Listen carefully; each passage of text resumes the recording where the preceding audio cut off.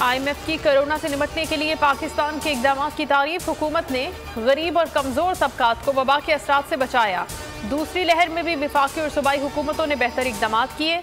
आलमी मालियाती इदारे की रिपोर्ट जारी। कहा 2021 में पाकिस्तानी मईशत में मरहलावार बेहतरी का इम्कान जाहिर कर दिया। PDM फारिग हो चुकी, अपनी मौत आप मर रही है, इससे हुकूमत को कोई खतरा नहीं। ऑपोजिशन की पूरी तहरीक NRO के लिए है जो नहीं दूंगा। नए साल में कारकर्दगी मजीद बेहतर करने और डिलीवर करने पर तवज्जो होगी। वज़ीर आज़म की ऑपोजिशन को टफ टाइम देने की हिदायत। तर्जुमानों के इजलास की अंदरूनी कहानी सामने आ गई।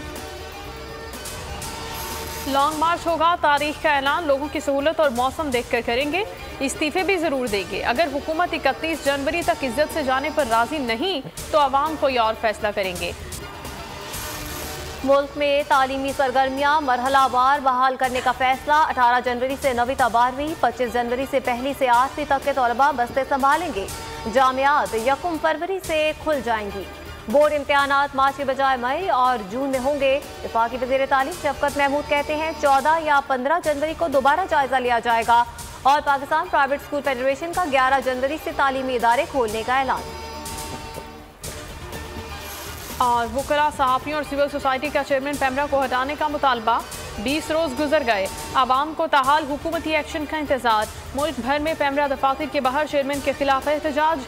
लाहौर हाई कोर्ट में चेयरमैन पैमरा सलीम बेग की तैनाती चैलेंज। अदालत ने पैमरा समेत तमाम फरीकैन से जवाब तलब कर रखा है। तर्जुमान सिंध हुकूमत मुर्तज़ा वहाब ने पैमरा के इक़दाम को आज़ाद सहाफ़त का गला दबाने की साजिश करार दे दिया। सब्सक्राइब करें और बेल दबाएं ताकि कोई खबर रह न जाए।